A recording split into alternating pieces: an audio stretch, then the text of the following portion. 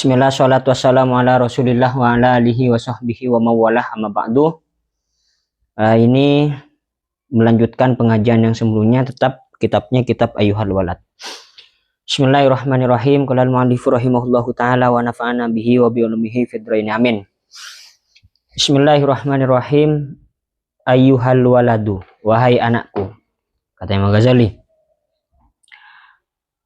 malam ta'mal lam tajid al ajroh, apa yang kamu tidak kerjakan, lam tajid al ajroh, maka kamu tidak akan menepati pahala itu, maka kamu tidak akan menemukan pahalanya, maka kamu tidak akan menemukan balasannya.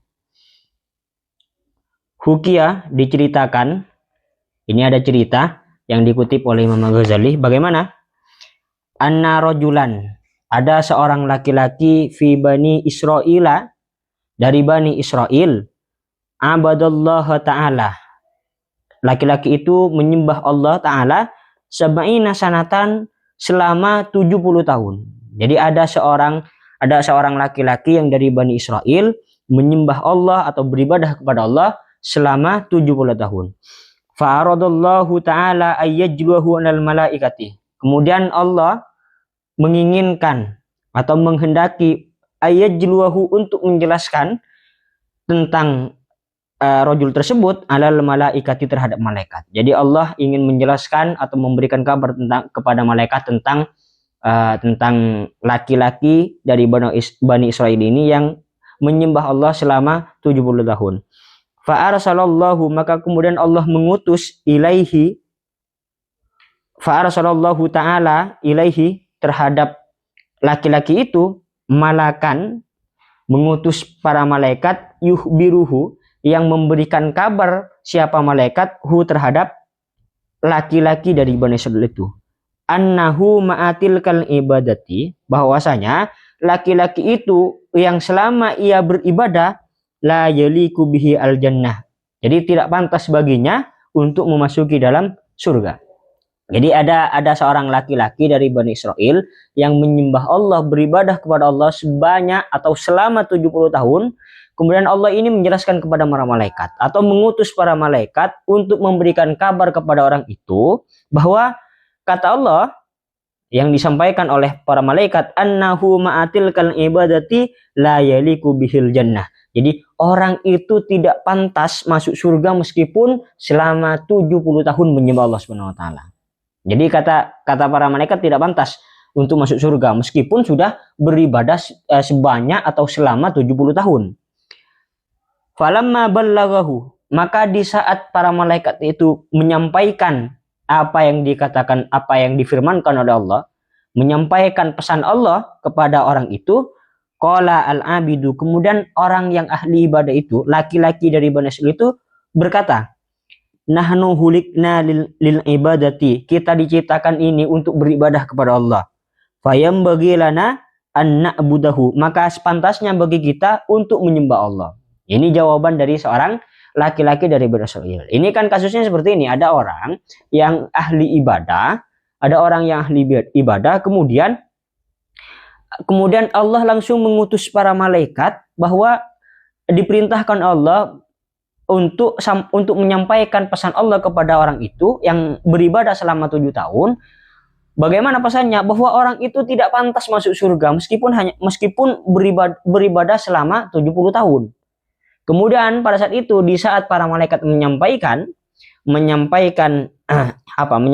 pesan Allah kepada orang yang ahli ibadah itu dari Bani Israil, kemudian jawaban orang itu bagaimana? Nahnu hulikna lil ibadah, kita ini diciptakan untuk beribadah. Fayam bagilana anak budahu, maka sepantasnya bagi kita untuk menyembah Allah, karena ini sudah perintah dari Allah. Jadi kata Allah itu kan berfirman di dalam Al-Quran bagaimana? Wa ma khalaqtul jinna wal insa illa liya'budun, kami tidak akan menciptakan jin dan manusia kecuali untuk beribadah kepada Allah. Ini bukan berarti Allah butuh kepada kita, bukan berarti Allah butuh kepada ibadah kita, tapi kita yang butuh kepada Allah. Maksudnya seperti itu. Nah, seperti misalkan contoh misalkan seperti ini. Jadi ada seseorang yang mau mengajukan proposal, misalkan mau mengajukan bantuan, kan itu harus ada proposalnya. Nah, kan sebagian orang yang seperti itu butuh proposal, ya kan? Dia membuat proposal, menyerahkan proposal, bukan berarti orang yang mau minta sumbangan itu bukan berarti itu butuh terhadap proposal kita, tapi kita yang butuh kepada orang itu, makanya kita harus membuat proposal. Jadi logikanya seperti itu. Jadi kita beribadah kepada Allah meskipun Allah berfirman wa ma khalaqtul jinna wal insa illa liya'budun. Kami tidak akan menciptakan jin dan manusia kecuali untuk beribadah kepada Allah. Jadi bukan berarti Allah butuh terhadap kita, butuh terhadap ibadah kita, enggak. Nah, tapi kita yang butuh kepada Allah. Nah, maksudnya seperti itu. Nah, ini ada orang yang 70 tahun beribadah kepada Allah, kemudian Allah langsung memberikan kabar melalui para malaikat bahwa ini tidak pantas masuk surga. Nah, kemudian jawaban orang yang ahli ibadah ini gimana? Kita ini diciptakan tujuannya untuk ibadah kepada Allah. Maka pantas bagi kita untuk melakukan ibadah kepada Allah karena kita sudah diciptakan untuk beribadah kepada Allah. Nah, seperti itu. Falamma raja'a al-malaku, kemudian di saat para malaikat itu kembali kepada Allah, qala Allah Ta'ala, kemudian Allah berfirman, Allah bertanya kepada malaikat itu, "Maza qala abdi?" Apa yang hambaku katakan kepadamu? Kata Allah. Qala, kemudian malaikat itu menjawab, "Ilahi, wahai Tuhanku, anta alamu bima qala al-abdu." Engkau lebih tahu terhadap apa yang dikatakan oleh seorang hamba itu. Kemudian qala Allah Ta'ala, kemudian Allah Ta'ala berfirman, "Idzan, oleh karena itu, huwa lam yu'rid an ibadatina."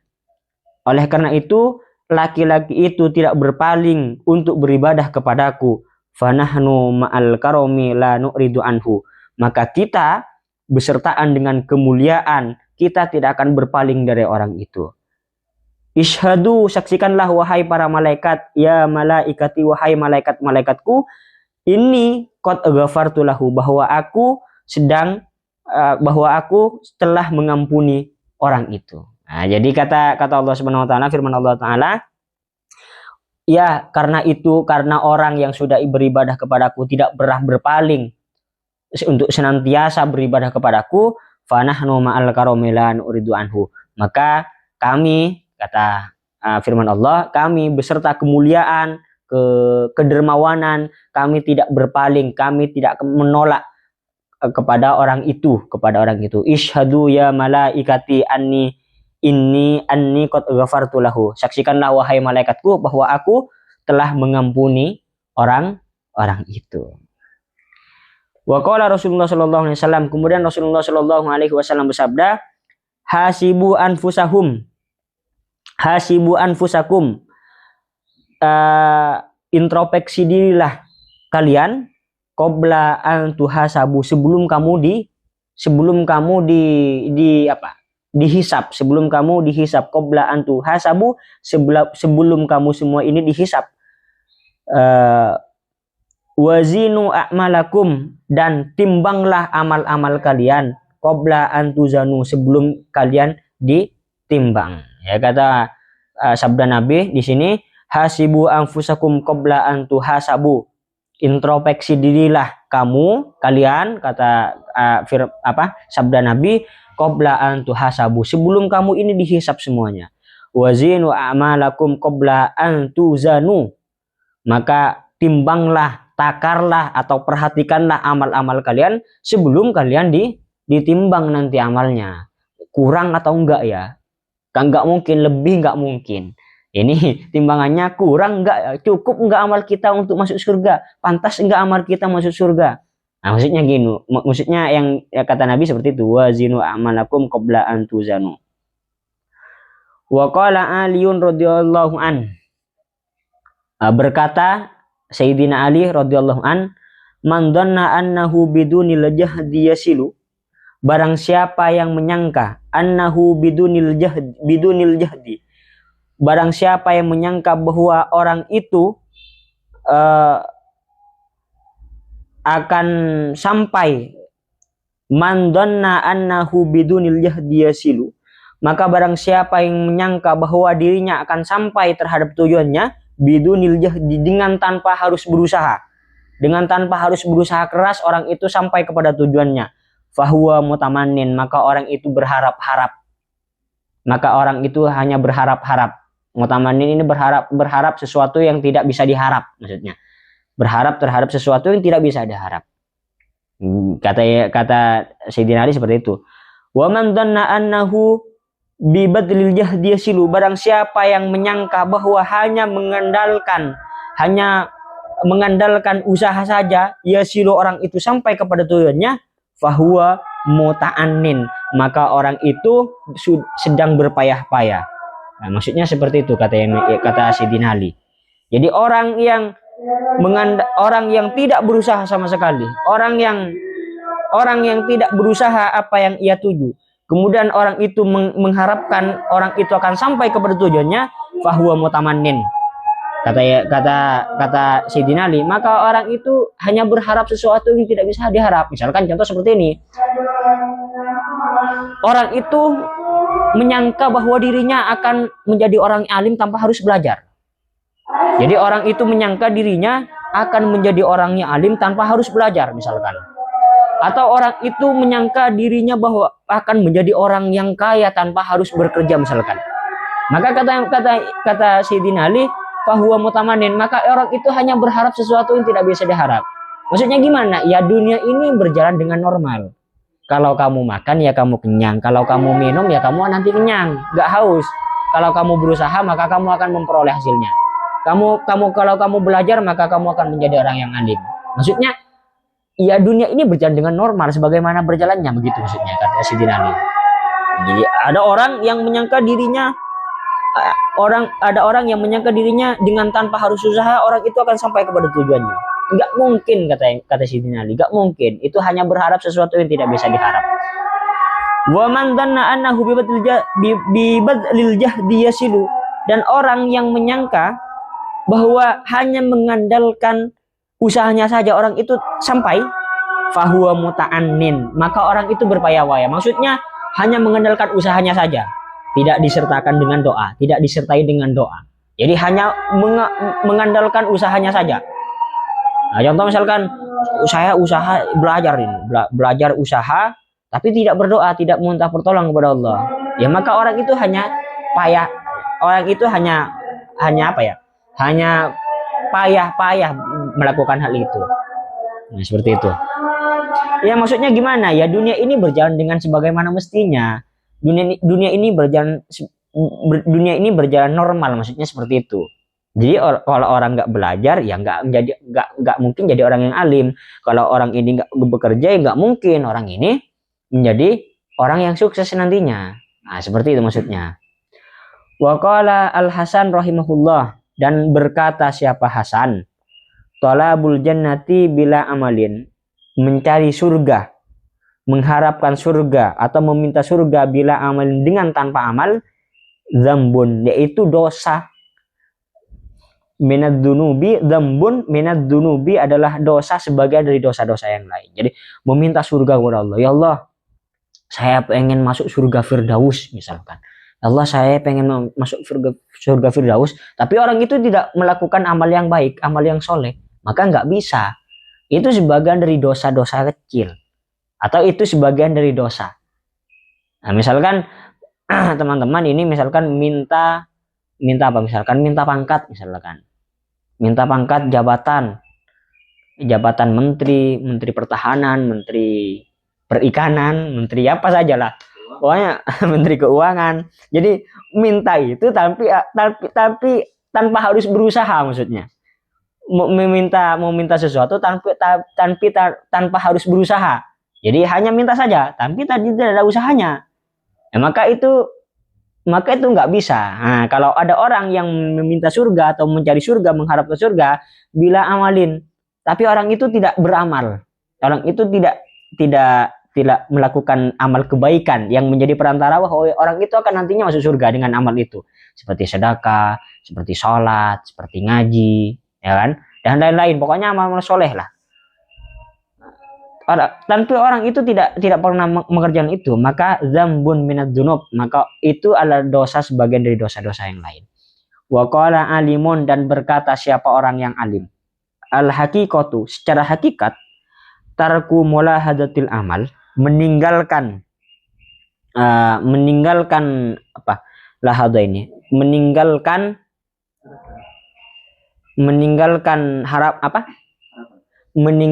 harapan amal. La tarkul amal, bukan meninggalkan amalnya. Jadi secara hakikat adalah meninggalkan harapan, meninggalkan harapan amal, tapi tidak meninggalkan amalnya. Jadi meninggalkan harapan saja.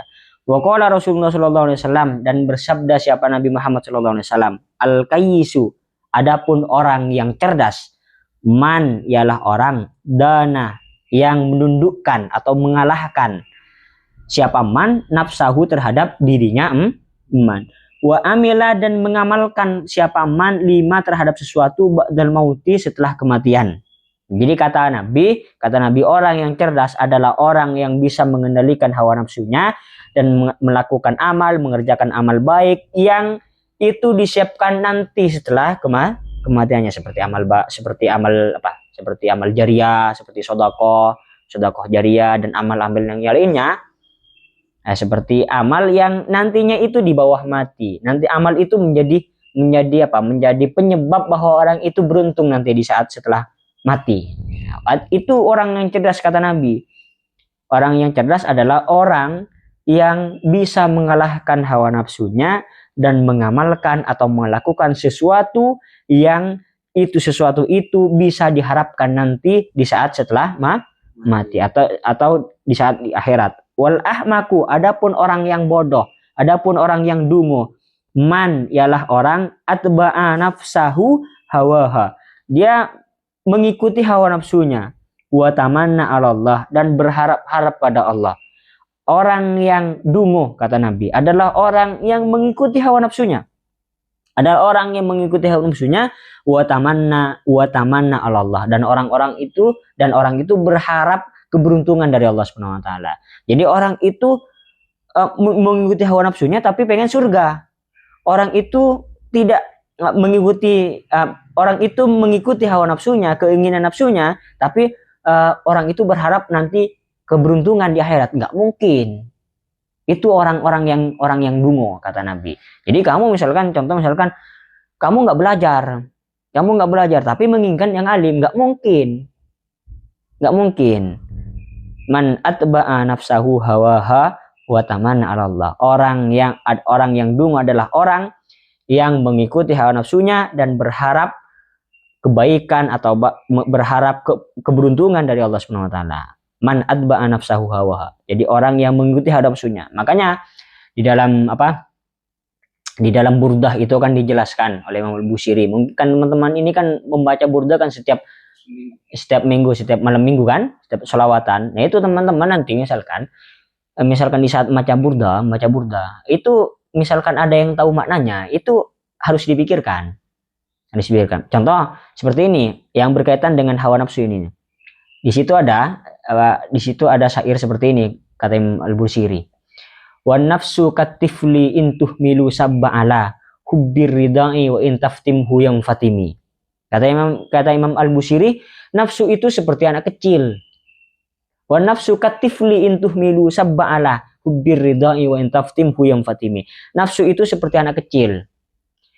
Jadi kalau kamu membiasakan anak kecil itu menyusu, maka anak kecil itu akan semakin cinta, akan semakin senang untuk menyusu. Wa intaftimhu yang fatimi, tapi kalau kamu membiasakan atau menyapih anak kecil tersebut, maka anak kecil itu akan terbiasa tersapi, terbiasa tidak menyusu. Jadi nafsu itu seperti anak kecil. Anak kecil senengnya nyusu, ya kan? Senangnya kan menyusu, ya kan? Jadi kalau anak kecil itu tidak dibiasakan untuk tidak menyusu, maka sampai tua pun orang itu pasti senang menyusu. Tapi kalau kamu membiasakan anak kecil itu disapi, dibiasakan anak kecil itu disapi, maka anak kecil itu akan terbiasa. Contoh misalkan seperti keponakan saya. Ya. Keponakan saya itu sampai sekarang dia umur kalau nggak salah umur 10 tahun apa 11 tahun. Sampai sekarang masih menyusu. Susunya 3M. Padahal kan seperti Kezangki ya, seperti Kezangki itu kan masih umur berapa tahun kan sudah berhenti menyusu kan? Karena itu sudah dibiasakan untuk berhenti menyusu. Keponakan saya sampai sekarang itu masih menyusu padahal sudah umur 10 tahun. Karena keponakan saya ini tidak dibiasakan untuk disapi, tidak dibiasakan untuk berhenti menyusu. Maka nggak mau sama air gula nggak mau, maunya harus susu. Karena sudah terbiasa, karena sudah cinta kepada susu, karena sudah senang kepada susu. Maka nggak salah yang disebutkan oleh Imam Al-Busri, wa nafsu katifli intuh milu sabba ala hubbiridai wa intaftim huyam fatimi. Nafsu itu seperti anak kecil yang senang menyusu. Jika kamu tidak membiasakan menyapinya, maka anak kecil itu akan terbiasa menyusu. Wa intaftim huyam fatimi. Tapi kalau kamu membiasakan menyapi anak itu, maka anak itu terbiasa disapi. Anak kecil itu terbiasa untuk tidak menyusu karena sudah dilawan. Nah, seperti itu maksudnya. Nah, mungkin sampai di sini dulu. Ada pertanyaan? Ada? Alhamdulillah tidak ada. Ada. Mungkin sampai di sini dulu. Kurang lebihnya mohon maaf. Wallahu a'lam bishawab.